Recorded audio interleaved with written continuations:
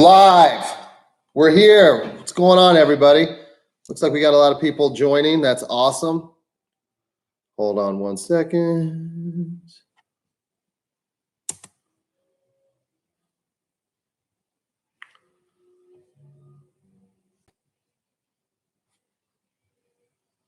Just going through the comments on Google Classroom to see if everybody's on or who's having problems.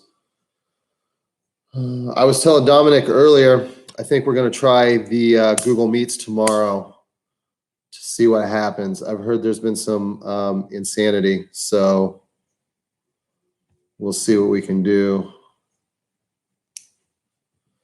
All right, all right. It don't work.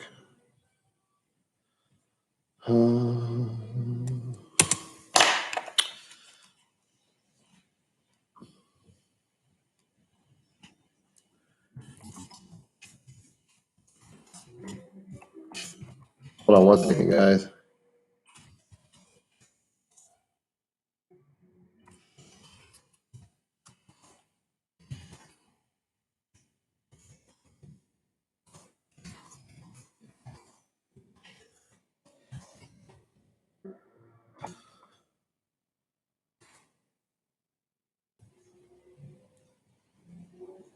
Hey, Dominic, will you do me a favor? On Google Classroom, will you post about how you subscribe to my channel and just let them know how you did that? So maybe some other kids that are having troubles getting on there. Thank you, sir. Thank you, thank you. Everybody that's in the room that is here, could you please put here on the chat right now, if at all possible? That would be great.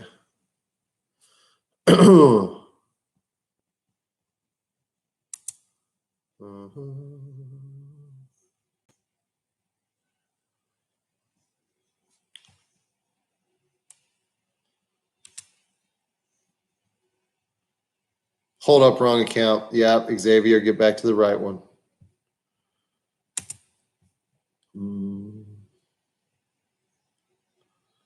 Subscribe to him. Dominic, tell him exactly how you subscribe to it. Like, did you go on YouTube and look for my channel? All that kind of thing. I don't even know what my channel's under. Like I said, I'm new to YouTube, so I don't know how this works. Maybe if I was a gamer, I would know. What's up, Xavier? Did everybody bring a copy of their book? Just kidding, you don't have a copy, but notebook, pen, all that stuff. Are we ready to go? Oh, man. Okay, so we're definitely going to do Google Meets tomorrow. I'm almost positive that you guys are an awesome class and we can handle any issues together, okay? Hi, Karen. Were you not here yesterday? I don't think you were you? Welcome back to ELA. What time is it? 1:03. We'll give it 2 more minutes to see who comes, and then we're going to get into it.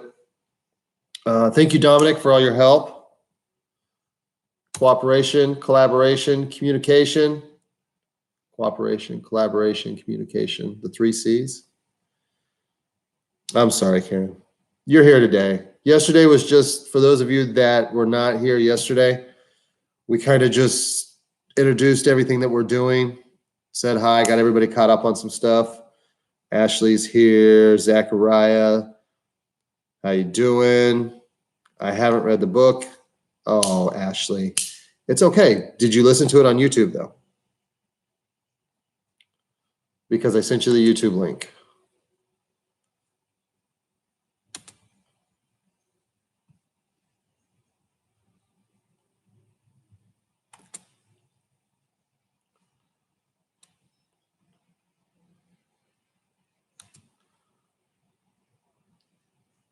I did. All right, Zachariah. Joel wasn't here yesterday. Chania, what's going on? So I think that the YouTube's working better. Can we go back to school? I would love to go back to school, Karen. I really would. I'm not really a fan of the online stuff either, but we're just making the best of what's around in a crazy time like this. So I apologize, but at least, we get 40, 45 minutes a day to kind of do this. I know school online is not that cool, although my son loves it and he doesn't ever want to go back to school. Maybe it's a high school thing. I don't know. All right, let's get into the lesson, shall we? Now, I sent you guys the YouTube address to listen to the first 4 chapters. I'm sorry, Ashley. I said chapters 1 through 5 yesterday, but really chapters 1 through 4 after I looked at what I assigned you. So let's start talking about it. Chapter 1, we are introduced to the world of USSR, okay? The Soviet Union. Now, let's work on the setting a little bit, okay? So let's talk about that. Where is this taking place? I know that Xavier answered yesterday. If anybody else wants to type in, where is this story taking place? And I'll wait. 30 seconds. How's that sound?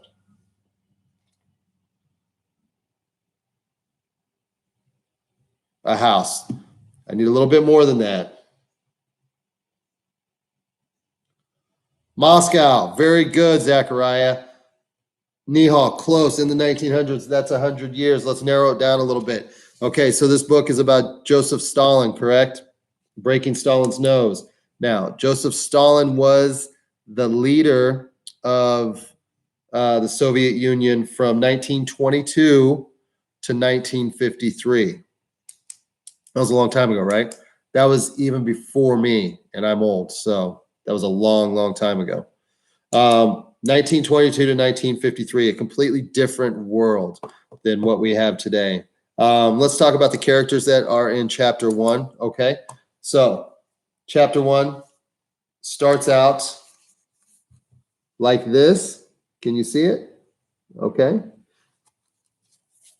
It talks about Sasha and communism, and of course, Sasha's hero, which is who? Does anybody know who Sasha looks up to more than anybody?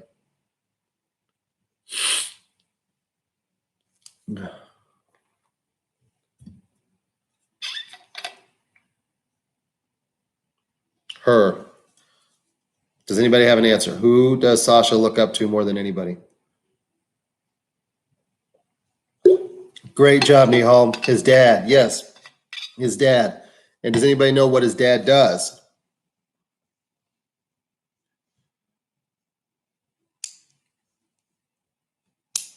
Ashley, let's focus on the lesson. We can talk about everything's been assigned. Yes, you have. Everything's been assigned on Google Classroom. So what does Sasha's dad do? Do we know?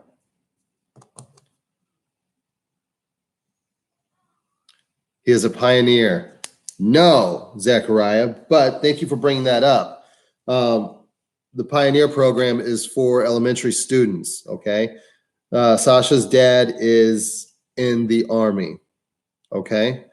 Even more so, he is what they call the secret police. It's not the KGB, that happens later, but the Pioneer is something great to bring up. What are the Young Pioneers? I would think of it. Have you guys heard of the Boy Scouts before? And even before that, the Cub Scouts? That is kind of what the Pioneer program's like. So it's a program for elementary students to start acting in a way that would make them like soldiers almost. So they are trying to emulate or act like their parents or their fathers who are in the Russian army. So that's what the Young Pioneers. Now, who else is introduced in this first chapter? Zachariah, let's stay on point, buddy. That is some pretty good artwork by Jimena, but let's stay in the book for right now, okay? Sorry it took you so long, Jimena.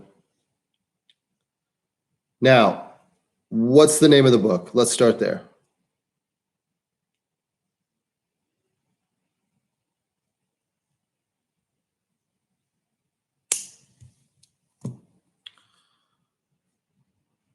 Joseph Stalin. Yes, Nihal. That is who is introduced.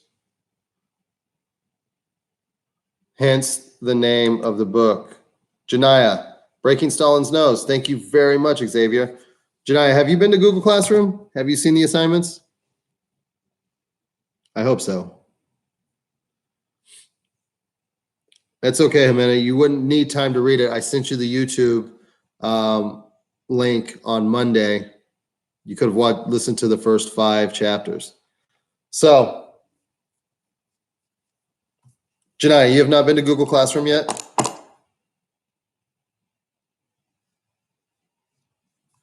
Okay, guys, there's a ton of stuff on Google Classroom for you, and you've all been invited. So,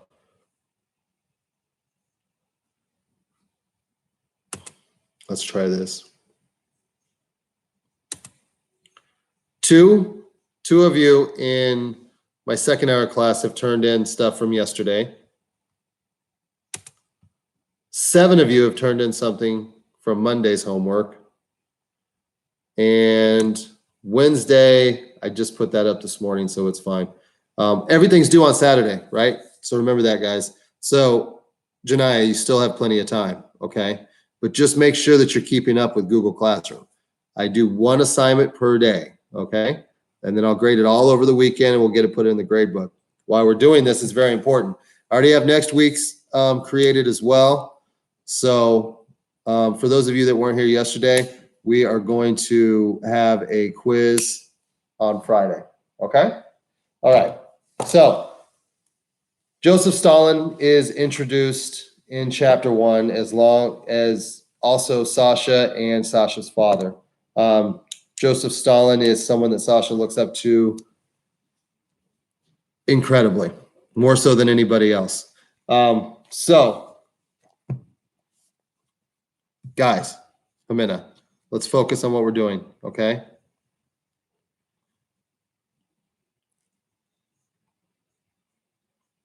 Thanks, Dominic. So, how do we know that Sasha is completely crazy about Stalin? Do we remember what happens in chapter 1? Can anybody tell me?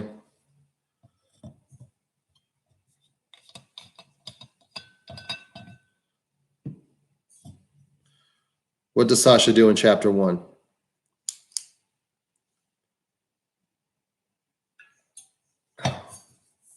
He writes a very long special letter to him, doesn't he? Do you remember that? Very good, Nihal. Great.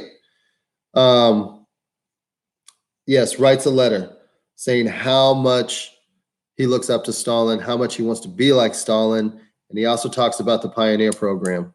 So this is something that you guys should look at. If you want to revisit these chapters on YouTube, I highly recommend it. They're very short. You guys can get through them very quickly, but it also is extremely important that we have these chapters read or you've listened to them, because this is what we're going to be talking about, okay? All right, so let's move on to chapter 2. Can anybody tell me how many people that Sasha and his dad live with in their apartment building? Does anybody remember? And I think the reason this is important is because it kind of paints a picture of the setting, who they're living with, how many people they're living with, their living conditions.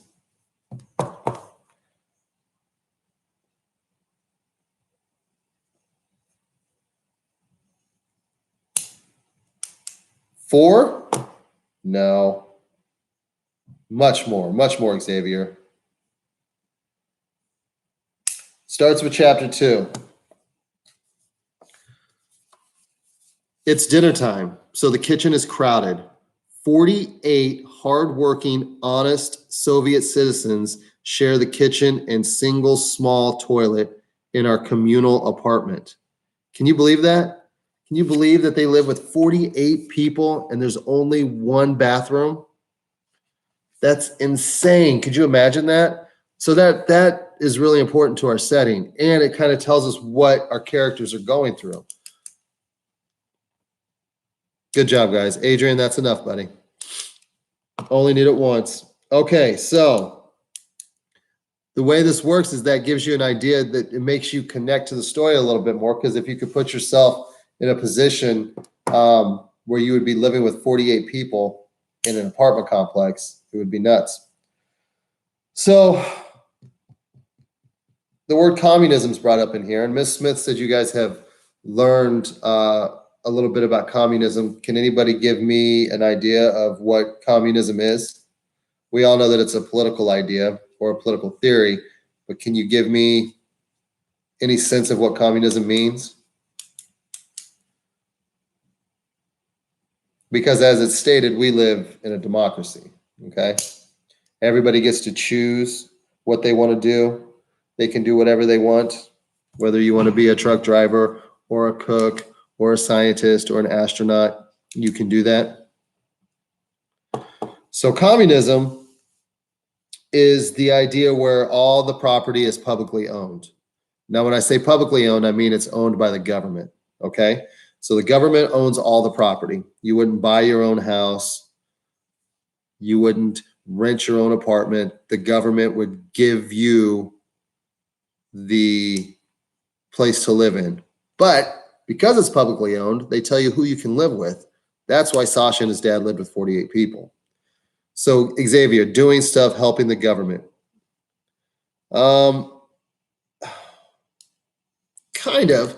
The way that it would work is that the government is going to set up an idea of what each person is going to do, and they're going to get paid by their abilities and their needs. So what I mean by that, if you're born and you as you get older, you're extremely intelligent, well, the government's going to take you and they're going to put you in a role to where you're maybe a scientist or a doctor.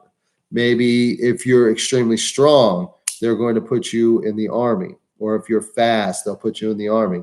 And there's a bunch of other things. Think about all the jobs that we have, you know, construction workers, teachers, things like that. So that's okay, Louise. You are about 20 minutes late, though. So I think that's a huge tardy, right? 20 minutes. Do you have a tardy pass, Louise? No? Okay, you're tardy. So back to communism. That's kind of an idea of what it's like. It's very controlled by the government. And so they would almost, like, Sasha thinks that communism is the greatest thing in the world, the way he talks to Stalin. So as we move forward in the book, that's gonna play a really big role in Sasha's character. So just think about that, how much he loves communism, okay? So if we go on to chapter 3, this is a very, very short chapter. And we're introduced to his neighbor, which is funny because the neighbor could be someone living right down the hall from you, not across the street. So the neighbor is Marfa. That's her name. Now, why do we need paper, Jimena? Because we're taking notes. You should be taking notes.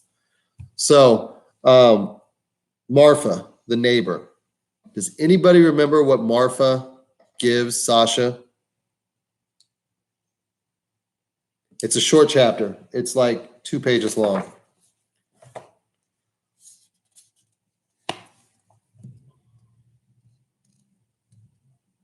What keeps pausing, Fatma? The video? Ah, yes, Xavier, a carrot. Way to go. A carrot. Now, I want to talk about that carrot just for a minute. Nope, red scarf. Nope, not red scarf, but a carrot. A carrot. Now, why is that important? It's such a small chapter, but it says a lot. Sasha takes that carrot and he eats it very, very slowly. And he tries to save it because it's so special to him and he thinks it tastes great. Now, here's what I was talking about, his belief in communism, how it affects him as a character. He believes that communism is amazing, so much so that in a capitalist society would be our society, a democracy. He would look at the United States as a capitalist society and he would say, I bet those kids don't even get carrots. Okay, now why would he say that? He would say that because that's what his government tells him. So he is caught up in a belief system that carrots are something amazing. And we know over here in the United States that you guys would much rather have anything besides a carrot, right? Oreo cookies, donuts, cheeseburgers, anything, that a carrot's not that special. This is only chapter 3, but it's good to understand that Sasha has a different belief system than us. So, Luis, let's stay on task, okay, bud? So, chapter 3 is short, but it talks about Sasha sitting on the window, looking out over Moscow, eating his carrot very slowly, and just enjoying every single bite of it. So, hey, Ricardo, welcome in, bud. So it's very important moving forward. And so if we finish up with chapter 4, we come back around, there is an important couple characters that are introduced, okay? So, can anybody tell me those characters? At least one of them from chapter 4. Now, chapter 4,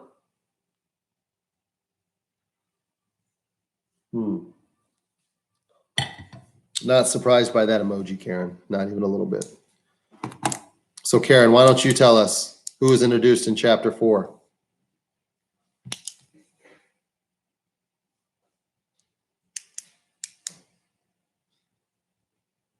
Jose, welcome.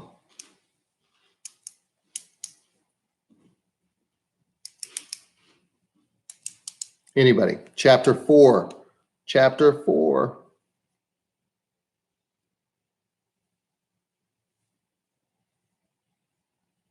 I know. Okay.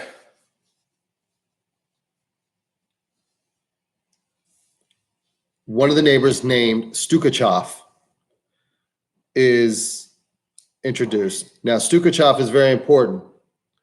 And we find that out in chapter 5, 6, and 7, why he's so important. But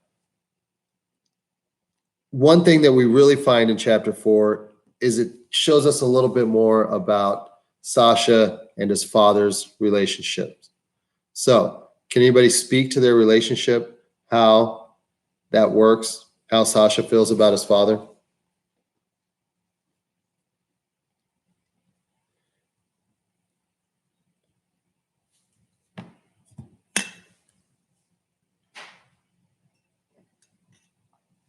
Okay, guys, let's focus on the question.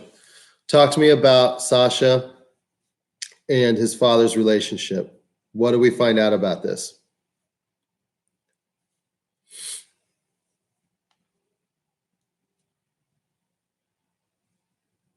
Anybody? Anybody? Let me ask you this. Does Sasha like his father?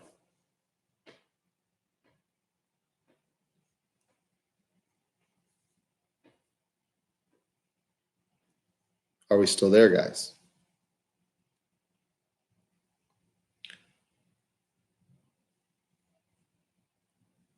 Yes. Yes. Sasha loves his father. He's almost obsessed with him. Okay. So, hey, Eunice. Eunice is in here. All right. Looks like we're getting a lot more people. Desiree, what? Welcome in. Have you guys been here the whole time? Mm-hmm.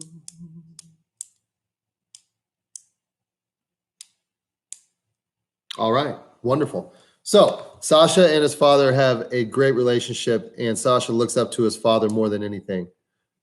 What else did we find out about Sasha and his parents? Karen, Keep it together, okay?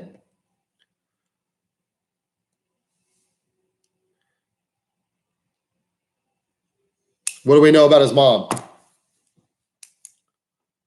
What about Sasha's mom?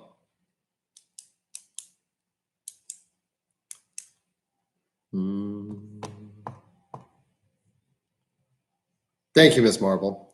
I appreciate that.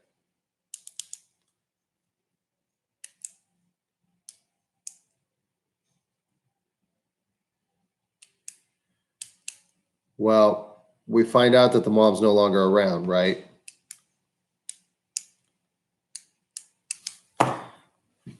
Thank you, Jacqueline. Exactly. And Catherine Redwood, thank you. Mom is dead, not along anymore. So we know that he's being raised by just his father in a house with 48 people in communist Russia between 1922 and 1953. We also know that Sasha thinks that a carrot is a really big deal. And we know that he does not have the true perception of the world. Okay? So, chapter 4 ends with the introduction of the Pioneer Rally that will be happening at Sasha's elementary school in the next day or two. Now, what does his dad give Sasha in chapter 4 that has a lot of meaning to it?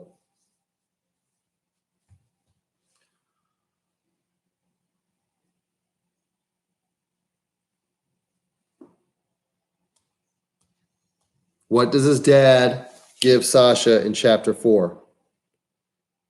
Thank you, Adrian. Yes, scarf. Now, it's a red scarf, exactly, Nihal. But, okay, so what is the significance of the red color? What does the red mean?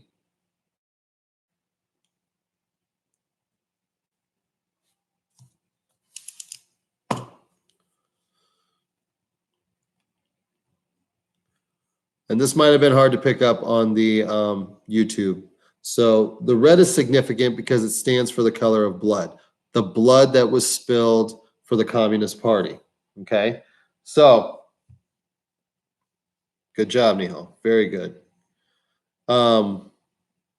So if you studied Russia or the USSR or Joseph Stalin in this time period, you know that red is a huge color. Yes, the communist banner and blood spilled for communal. Yes, for the Communist Party. Very good, Christiana. Great job. So that is what we find out in chapter 4. The Pioneer Rally is going to be a huge deal. It's when he gets to tie his scarf on and become an actual pioneer. Now, this is a big deal for a little boy in communist Russia because this is where he can start the path to becoming a soldier, which is what he wants to do like his father. So it's just 4 chapters, and it's seriously, what is it? Let me check real quick. In the book, just so you guys know, 4 chapters only takes 18 pages. So this book is not a long book. It reminds me of Aaliyah's Mission a little bit. Do you guys remember that one? Aaliyah's Mission, one of the first books we read this year. Anybody remember? I think you do. But it's kind of set up like that. It's almost in. There's Stukachov right there. Doesn't he look scary? And we'll get in this some more. So we know that's where chapter 4 kind of ends, is right there. And that's where we're going to kind of end today, okay? Now, moving forward, tomorrow we are going to work on Google Meets. Now, with Google Meets, you guys are going to have to mute yourselves and let me talk. And I know for some other teachers, it's been an issue. With my students, I don't think it's going to be an issue. So we'll try it out tomorrow and see how it goes. Now, the great thing about Google Meets is I can present different things, okay? I can pull up on the screen some PowerPoints that I have because we need to start working with point of view. I want you guys to think about that tomorrow. Start thinking about the author's purpose in writing this book, and also think about the point of view that it's being told in. Remember, Sasha's telling the story.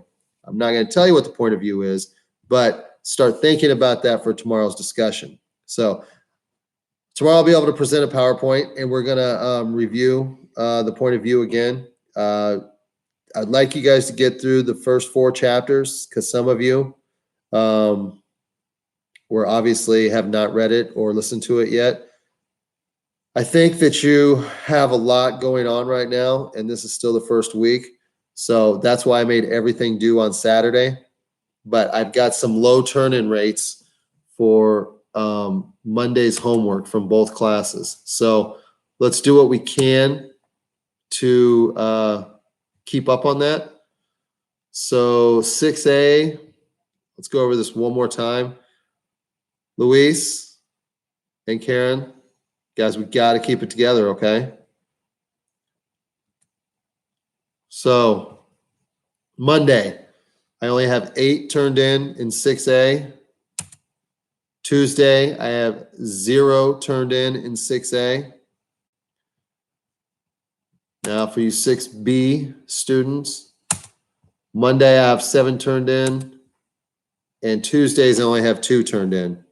Now you understand that all this stuff is due on Saturday, okay?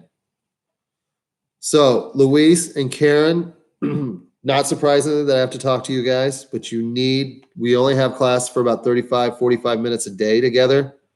So the shut ups and that you're weird and the things that you're typing are they're not going to be tolerated. You got to think about being in class, okay?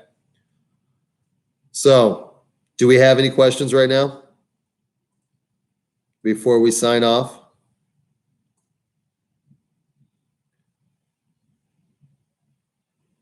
Saturday, Karen. It's due on Saturday.